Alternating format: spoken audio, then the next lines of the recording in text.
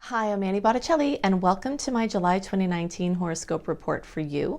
It is my intention for this video to give you the information that I believe that you need to make this the best month possible and learn a little astrology while you're at it. Definitely go to my website, anniehelpsyou.com, where I have a very extensive astrology blog, including blogs on the new and full moons and how best to use those power periods. If you are interested in learning astrology and you resonate with how I teach, check out my astrology apprenticeship program, also at anniehelpsyou.com. Definitely check out my new book, that has become a beautiful bedside companion and purse-toting companion for my fellow spiritual seekers, an Amazon bestseller, Radical Prayer, Transform Your Life and the World in 28 Days. And you can see that at radicalprayerbook.com.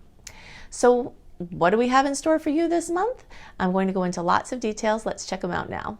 Hello Capricorn friends, welcome to my July 2019 horoscope report for you. We've got wild changes ahead with these eclipses. You may have already seen these changes start to come through in June or earlier, as sometimes we feel those way before they actually happen, but this is the month that they actually happen. This eclipse cycle is in your sign, Cancer Capricorn eclipse cycle, so lots of changes from the middle of 2018 to the middle of 2020 for all of our Capricorn placements. Plus the planets moving through Cancer are all opposing your Capricorn placements, making it very busy, very overstimulating. Basically, you can expect to be pulled in two different directions, at least, maybe more different directions, and overstimulated emotionally, mentally, physically, and spiritually. It doesn't have to be a bad thing. It can just be that everything is so awesome, but you're just so busy, or it can be certain challenges while certain wonderful things. I mean, it's just going to be a lot. So definitely check out my June report for you as well, because that's like a sister reading to this one, because that talks about where the eclipses are actually happening for you and what I've tended to see from those placements. And then in this one, we'll focus on different things that are coming up in your chart at this point. We're going to talk about where there's a cluster of energy and what you need to know about that.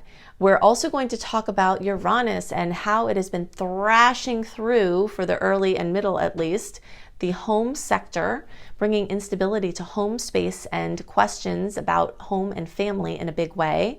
I'll talk about the details about how late is going to be seeing this coming soon, and more things that I have come to see about this transit, as well as my tried and true from my own experience tips on how to deal with Uranus in the placement it is at and where it's about to be for you late degree placements. So all caps will be on the same page with this. So we're going to go into all of those details with the charts. After those charts, I'm going to drop in a Mercury retrograde tutorial, and then you'll see me back on the screen and I will talk about the general transits that will definitely be affecting you and how you can best use those energies. So an action-packed segment as usual for you all, so let's just get started with the charts now. Okay, so some of the things we talk about will be true for all early, middle, and late degree Capricorns, but there are going to be some things we talk about that are different. So it's important for you to know where you are. Early degree, pretty much the December born, or 0 to 9 degrees. Middle degree Caps are around January 1st through 10th, or 10 to 19 degrees. And late degree around January 11th through the rest of the sign, or 20 to 29 degrees. And yes, if you're watching for your rising sign of Cap, or even your moon in Cap, this is also for you. All of those different horoscopes for your different placements, those three especially, will be pieces of your full astrological picture. So I recommend watching at least for your sun and rising if you know it. And people who watch for their moon do also get additional insights. Okay, so let's look at the chart for this month. We've already talked about in June how the eclipses are going to be thrashing through, and how, since the eclipse cycle is a Capricorn Cancer, that you guys are getting activated like crazy.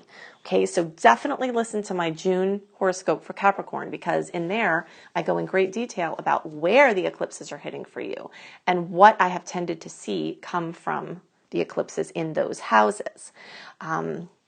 But we're not going to talk about that now. We're going to talk about other things now. And some of them might wind up coinciding, but there will be some additional things to look at.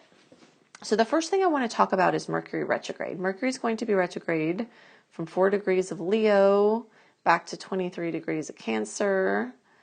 And that's going to happen from around July 7th, depending on your time zone, through around the 31st. Again, depending on your time zone, it's close there. Okay.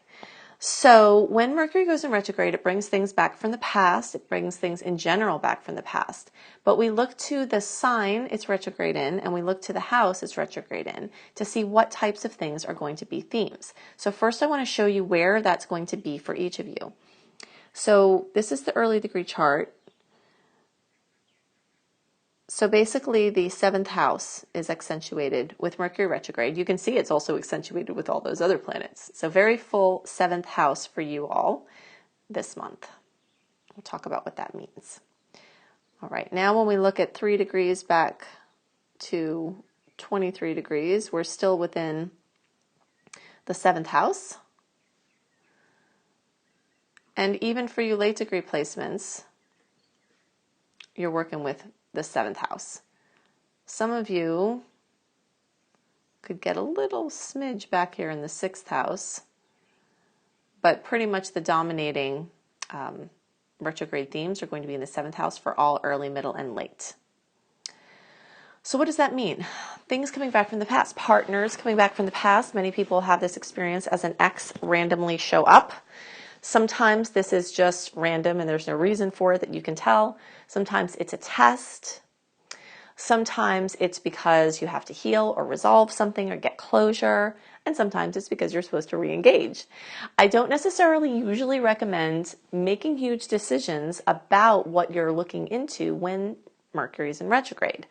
So like if someone comes back in and you're kind of testing the water, I would kind of let it play out more into the middle of August to see where it's going before making big decisions. Now, the eclipses could very well bring some powerful things in, and it could be related to this relationship thing.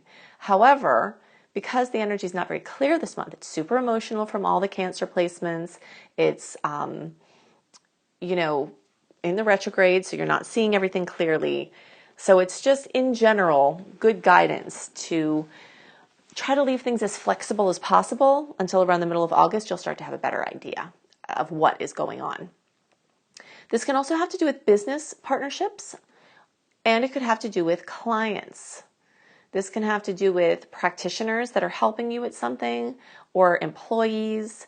It can have to do with neighbors or any other close relationships, like let's say a good friend moved out of town and they come back in town. You know, this spirit of the past coming back in as it relates to relationships for you to have to rework something, redo something. In general, working with people from the past is better indicated at this time than someone brand new, unless the brand new thing is just very obvious, like it's here and you have to work with it, or if it's something that's short-term. You know, finding short-term things now could be fine. Something that people can find to be particularly annoying about retrogrades is that it brings in this energy of the earthworm. Ted Andrews is one of my favorite teachers. He's not in form anymore, but he always talks about this energy of the earthworm, and I always relate the energy of the earthworm to a retrograde. The earthworm goes back, just basically pushes the same soil through its body, goes in and it goes out, pushing the soil through, and this cycle just keeps happening. And what the result is super fertile soil. That's why people buy earthworms and put them in their soil for when they're trying to grow crops. They make it super fine, you know, fine and fertile. So when it's a retrograde time, it's time to go back over something ad nauseum. You know, even if you're like, the more you do that, the more fertile ground you will create for your future launches. For some people, because of the focus on Cancer, which is home energy, this is going to have to do with going back to somewhere that felt like home. Either a place you lived or a place you went where you're like, oh gosh, this feels like home to me. You know, family coming back, something involving home and family, nostalgia, things like that. So you may find that you're finding yourself back in a place that felt like home, and back, in some cases, dealing with issues that were swept under the rug. But at the same time, you may have really wonderful blessings, things that you created in the past, come back to you in a wonderful way.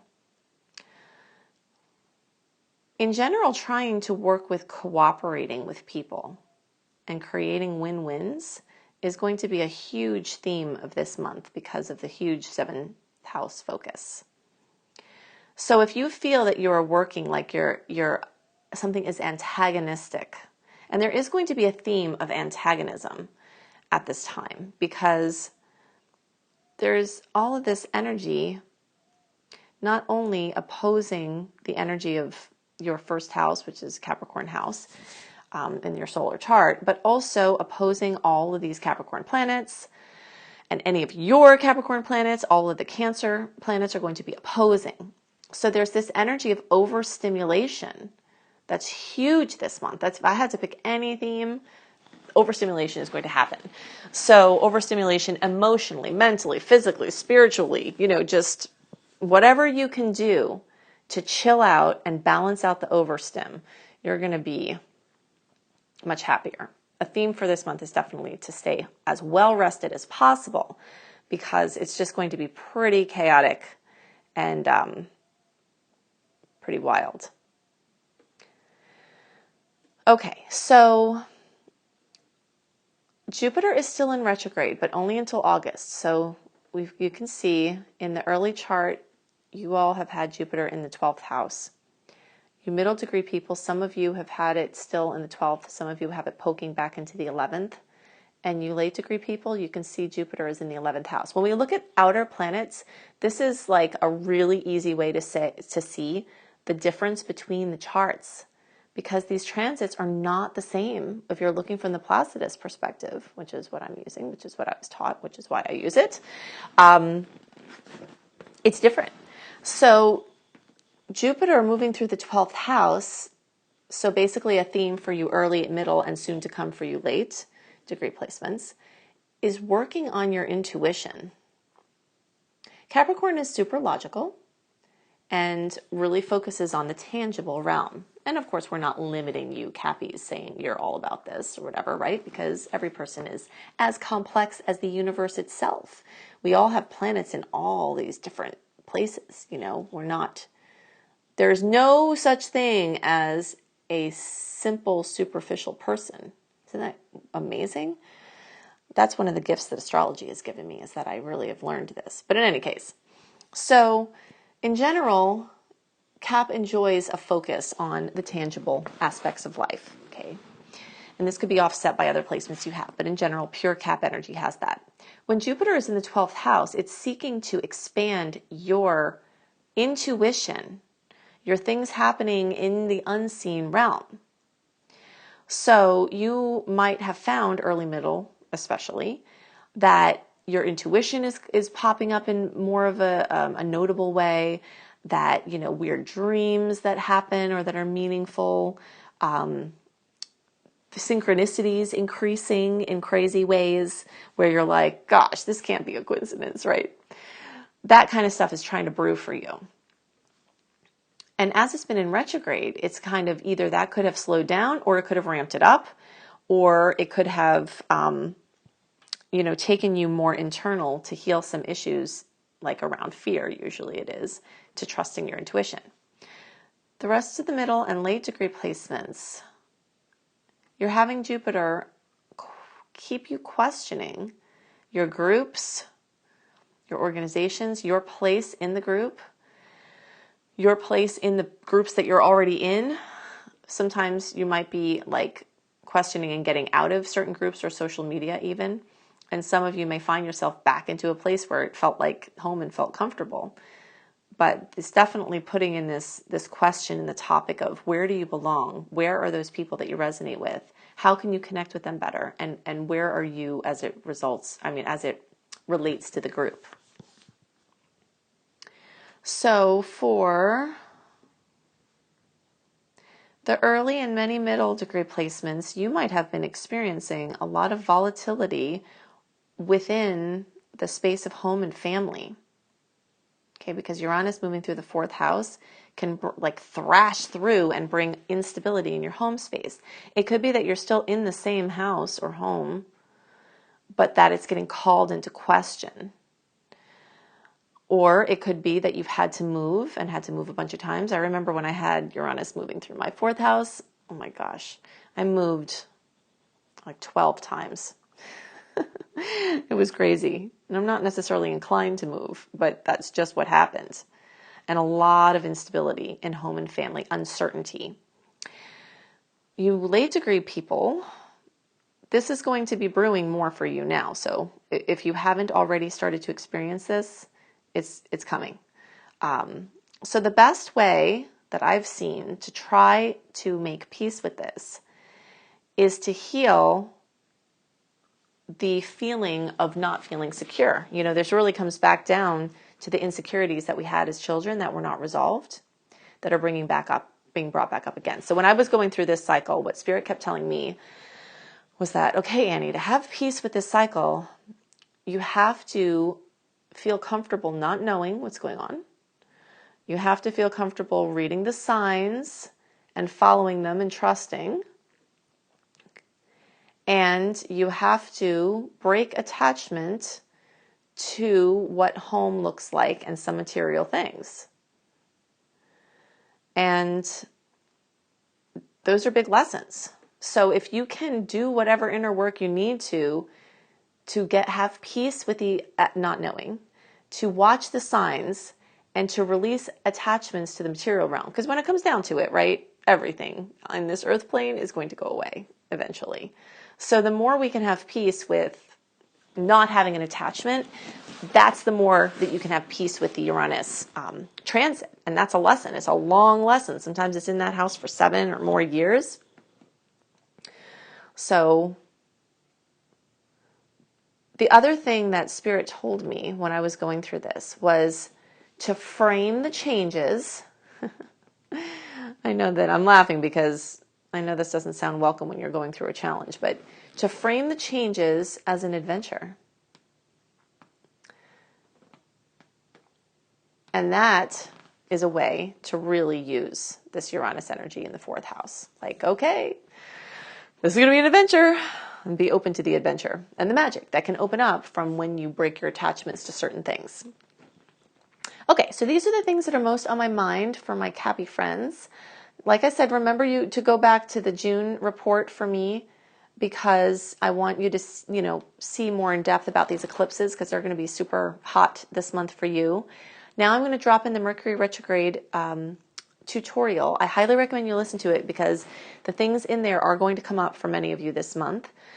If you're not interested in that, you can fast forward back to when you see me on the screen, and I will talk about the general transits, certain dates to note, and more energy that will be affecting you this month. Hi, this is going to be a quick tutorial of the energy of Mercury as it relates to the retrograde cycle and the things to keep in mind that are most important to hold in your consciousness as we go through this phase. So the first thing to know is that Mercury is retrograde or in its shadow, pre or post shadow period for about half of the year. So half of our lives we are in this. That's why it's really important to understand it. The second thing to know is that Mercury is retrograde for 3-ish weeks at a time, and there's about a 2-ish week before and after shadow transit. So the pre-transit shadow period and the post-shadow transit period. So all in all, it's about a 7-ish week process. So it is kind of long at a time. And the implications of Mercury retrograde are very strongly seen in this pre-shadow period, and especially in the first part of this post-shadow period, and then they tend to linger and just sort of wear off towards the end of that post-shadow period.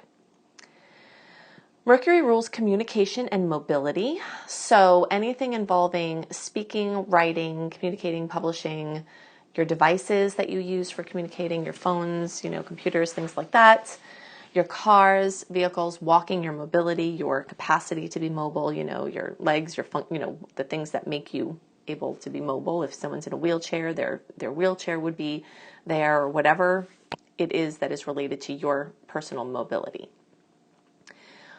One thing to note as I describe the rest of this is that for people who are born with Mercury retrograde at birth, sometimes they feel the opposite effects of what everybody else feels during a Mercury retrograde period, and that things can flow even better for them during a Mercury retrograde period than when Mercury is direct. So if you have come to notice that, it may be because you have Mercury retrograde at birth. And it also may mean that you have, even if you don't officially have Mercury retrograde, and this is definitely a way more technical thing for you to have to try to figure out, but if Mercury was in a pre or post shadow period close to the retrograde, you could experience having Mercury retrograde from the birth perspective, even though it wouldn't as readily show up on your chart. So that's an important thing to note as well. Okay, so what tends to happen when Mercury's in retrograde is that there are changes to plans. There is uncertainty or confusion about what direction to take. There are plans that were made that are called into question. They may turn out to work out, but they get called into question. Things get called into question. Relationships get called into question. The use of devices and transportation gets called into question. Plans get called into question. And then sometimes they'll work out and sometimes they won't. But this calling into question is a typical Mercury retrograde thing. The topics of travel will often come up, and this can be a fine time for travel. There is a misconception that you shouldn't travel during Mercury retrograde. That's not true. You just have to be more aware because plans tend to change. Gates tend to change at the last minute. Issues with a car tend to come up if you're on a road trip, if you haven't, gotten everything checked out first or whatever, or even sometimes if you did. Impediments to travel, changes. When you're making agreements, Mercury also rules agreements. So if you're agreeing to something, the odds are that you're going to change what you're agreeing to. So it doesn't lend itself as well for long-term or rigid agreements. There are exceptions. If you're in there, don't worry. There are exceptions. But if you are negotiating during Mercury retrograde, you're either not seeing the whole picture, someone is purposely or inadvertently hiding something from you, or there are things that are coming that you're not aware of that are going to change how you can interact in the agreement that you've made. So in general, it is a good idea to be flexible. Flexible, temporary bridge agreements are like the theme that I like to put out there to best use this energy. Let's say you have to negotiate something or you're agreeing to something, and if it's minor or low stakes, you don't have to worry as much. It's the big things, that are more important. But there could be some minor things where it would be helpful to know this. Okay, so keep your flexibility. Try to make a interim or bridge agreement. So like, for instance, let's say you're trying to get a tenant in a house or in a professional space, and Mercury's in retrograde. Something like a month to month, totally awesome to embark on in a Mercury retrograde because you can get out of it. Something like a 3-month lease or even 3 to 6 months, something short term. You can make something for a month and then renegotiate when the planets are more clear, the energy is more clear. So those are ways that I like to deal with the Mercury retrograde. And it's definitely a good time to be aware that you might have things happen to your cars and phones and stuff. In general, I don't love this time as the best time to get a new device or car unless you can help it or unless it's a short-term or interim device. Like let's say you get a temporary phone to bridge you over something, that's more appropriate. Or you get a car that you plan to have for 3 to 6 months. Or, something like that.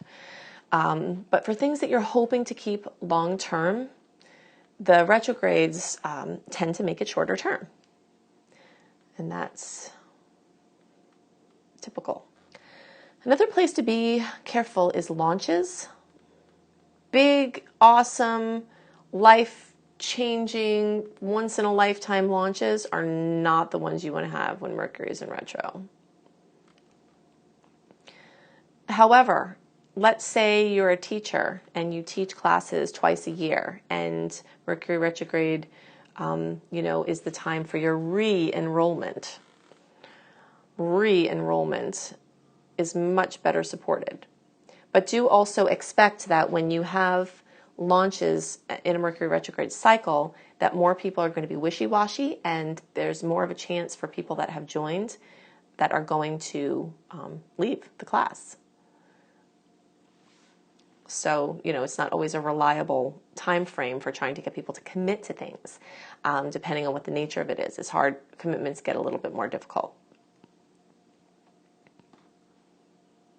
So basically, the things to remember for Mercury retrograde is the flexibility, be extra careful, check your plans, your travel plans and other things and documents and agreements extra carefully. And then anything that has the prefix re, pretty much, there's going to be exceptions to this, but rejuvenation, redoing, re-editing, rethinking, reconsidering, even rest. It's a good time to rest.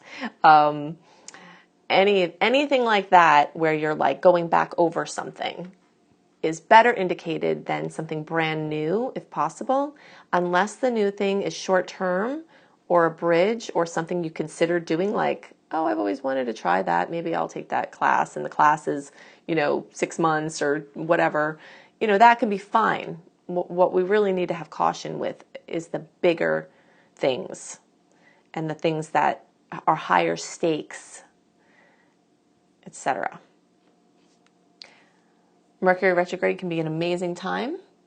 You can get lots of stuff done, inspiration from the past, tying up loose ends from the past, and preparing for a nice fertile ground for future wonderful things.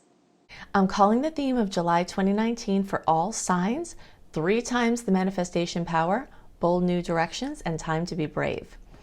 It's always interesting when we have a transit like Mercury retrograde that brings this eye to the past, coinciding with so much potential for new energy.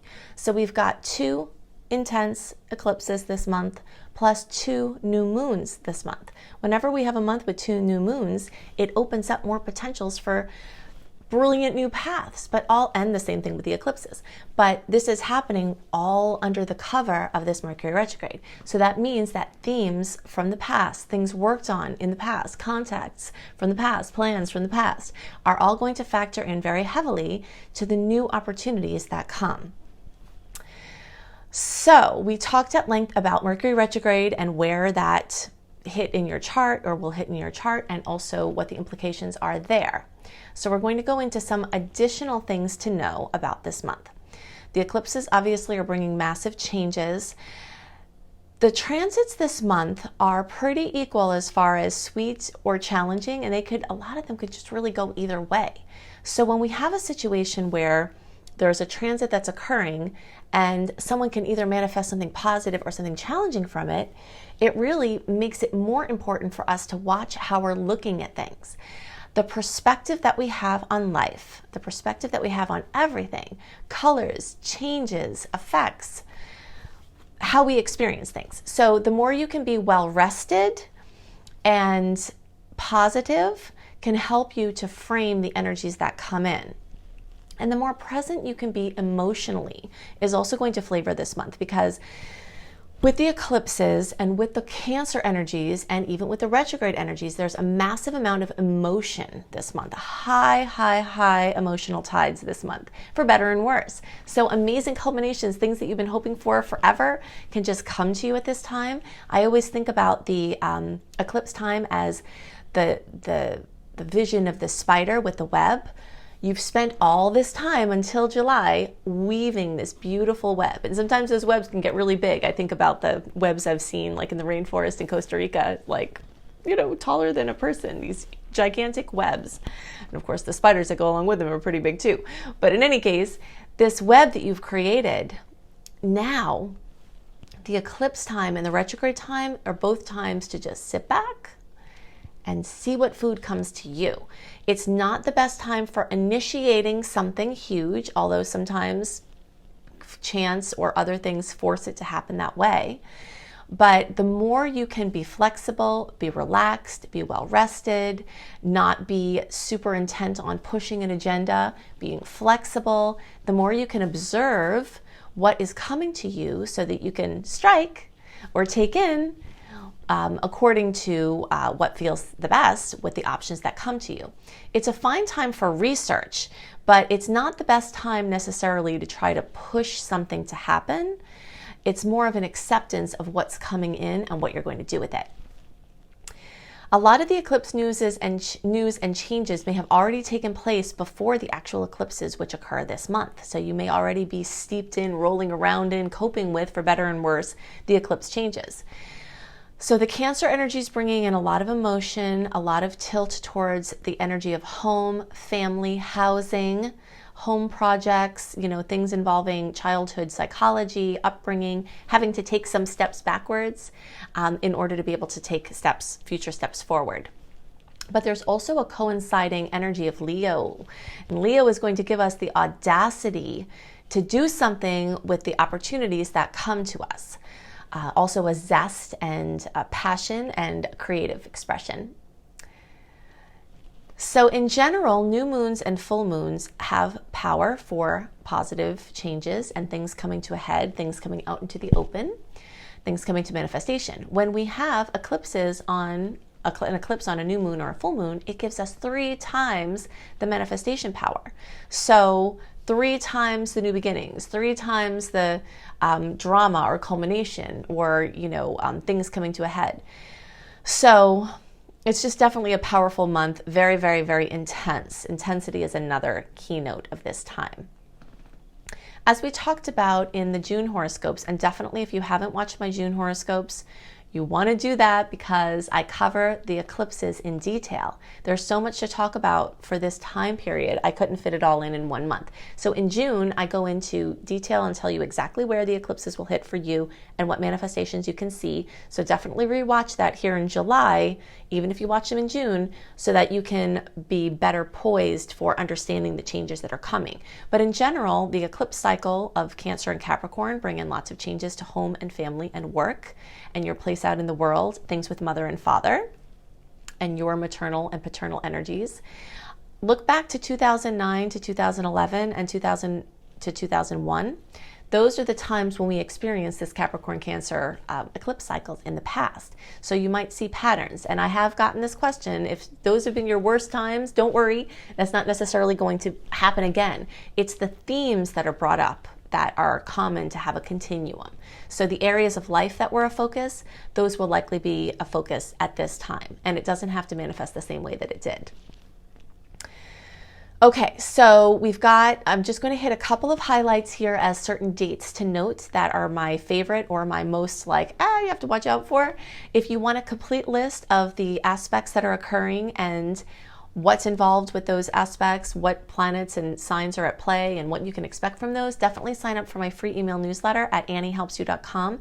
You'll also get my 28-day virtual coaching program called Shine for free when you sign up for my free email newsletter. Plus, you'll get a written, detailed email newsletter a month before, just like I do the horoscopes a month before, of the dates and the aspects and what to look out for, so you have them for your planning purpose and you get those a month early. So you can see that at anniehelpsyou.com. But we'll hit some highlights here. The new moons are going to be, first the new moon and the solar eclipse, 10 degrees of Cancer, is on July 2nd. So that is a time of major intensity. I do have blogs on my website for how to make the most of each new moon and each full moon in the different signs. So definitely check those out. Mercury is going to go retrograde at 4 degrees of Leo and back to 23 degrees of Cancer. We talked about this at length, but that's occurring on July 7th, and that pretty much goes until July 31st or August 1st, depending on your time zone. The whole month is covered in Mercury retrograde. We've got some challenges to look out for as far as squares and oppositions throughout the month, and you can see the details of that in my newsletter. But one of the things that I most want you to be aware of is the full moon eclipse on July 16th. That is a lunar eclipse, 24 degrees of Capricorn, lots of intensity around that time, things coming to culmination. Be extra careful and also look out for extra rewards and things that you've worked on from the past that can come in a big way.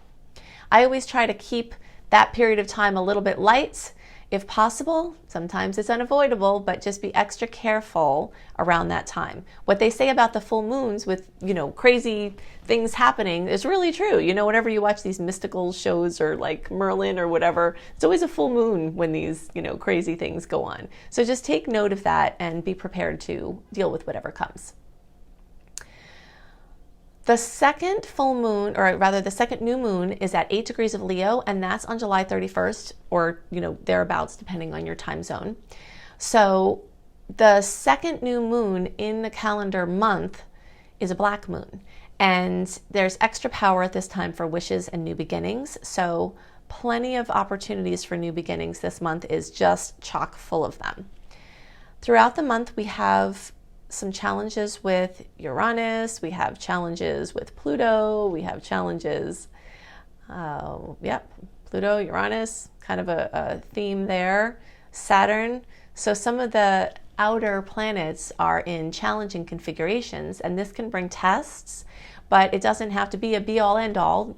Often it can bring overstimulation, and that could be a major theme of this month. We could get through this month and have complete positive outcomes and no negativity at all. Certain people will have that experience. Other people will have massive drama and lots of challenges, but there's no one way it has to go. It's wide open here. But understanding the element of the opposition is important because oppositions are pulling us in two different directions. So be prepared to be pulled in two different directions, and also be prepared to be overstimulated. This is going to be an incredibly busy month physically, like moving around, doing stuff. Emotionally, it will be busy. You will be handling things. You might be holding space for other people who are dealing with changes. During eclipse cycles, we'll often see people around us going through massive change, and sometimes we are too. So it's hard to tell at this point if you're going to be a space holder for other people as they go through these big changes, or if you're going to be one of the people going through the big changes, or both. Sometimes in eclipse time, we're going through these big changes and we're also holding space for other people doing that. So be prepared to be overstimulated emotionally and mentally. That's why this theme of just trying to be well rested is really important, because we know that you can't really handle things as well when you're tired.